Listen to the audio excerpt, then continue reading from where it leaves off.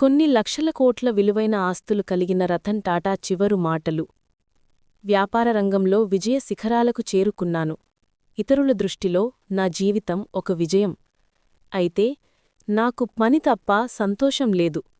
డబ్బు అనేది నేను ఉపయోగించే సత్యం. ఈ తరుణంలో హాస్పిటల్ బెడ్పై పడుకుని నా జీవితమంతా గుర్తుచేసుకుంటూ నేను గర్వంగా ఉన్న గుర్తింపు మరియు డబ్బు మరణం ముందు అబద్ధం మరియు విలువ లేకుండా పోయిందని నేను గ్రహించాను. మీరు మీ కారును నడపడానికి లేదా డబ్బు సంపాదించడానికి ఒకర్ని నియమించుకోవచ్చు, కానీ బాధపడి చనిపోయే వ్యక్తిని నియమించుకోలేరు. పోయిన మెటీరియల్ వస్తువులు దొరకవచ్చు, కానీ పోగొట్టుకున్నప్పుడు ఎప్పటికీ దొరకని విషయం ఒకటి ఉంది, అదే జీవితం. జీవితంలో మనం ఏ దశలో ఉన్నా కాలంతో పాటు గుండె ఆగిపోయే రోజుని ఎదుర్కోవలసి వస్తుంది. మీ కుటుంబాన్ని, జీవిత భాగస్వామిని మరియు స్నేహితులను ప్రేమించండి. వారితో మంచిగా ప్రవర్తించండి. వారిని మోసం చెయ్యకండి. ఎప్పుడూ నిజాయితీగా లేదా నమ్మకద్రోహంగా ఉండకండి. మనం పెద్దగయ్యాక మరియు జ్ఞానవంతులమయ్యే కొద్దీ 300 రూపాయలు లేదా 3000 రూపాయలు లేదా 2-4 లక్షల విలువైన వాచ్ని ధరించడం ప్రతీదీ ఒకే సమయాన్ని ప్రతిబింబిస్తుందని మనం క్రమంగా గ్రహిస్తాము. మన దగ్గర 100 రూపాయలు లేదా 500 రూపాయలు పర్సు ఉన్నా లోపల అంతా ఒకటే.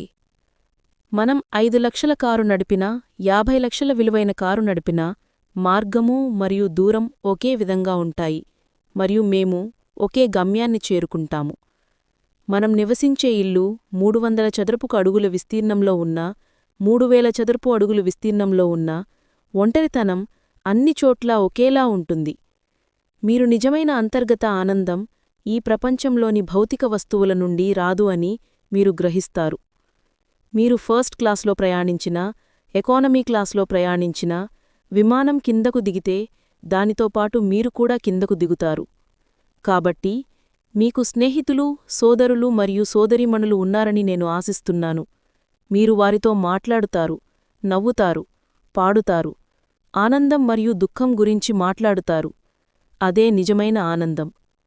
కాదనలేని జీవిత సత్యం. ధనవంతులు కావడానికి మీ పిల్లలను చదువుకోమనకండి. సంతోషంగా ఉండడం నేర్పండి. వారు పెద్దయ్యాక వస్తువుల విలువ, ఖర్చు కాదు. జీవితమంటే ఏమిటి? జీవితాన్ని బాగా అర్థం చేసుకోడానికి 3 ప్రదేశాలు ఉన్నాయి: ఆస్పత్రి, జైలు మరియు శ్మశానవాటిక.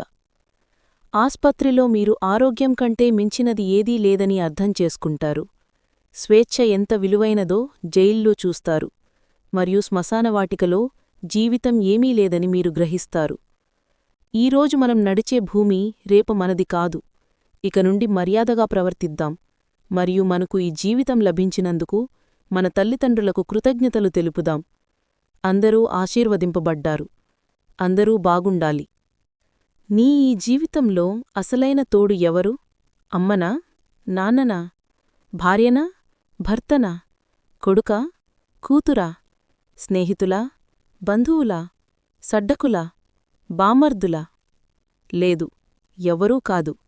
నీ నిజమైన తోడు నీ శరీరమే.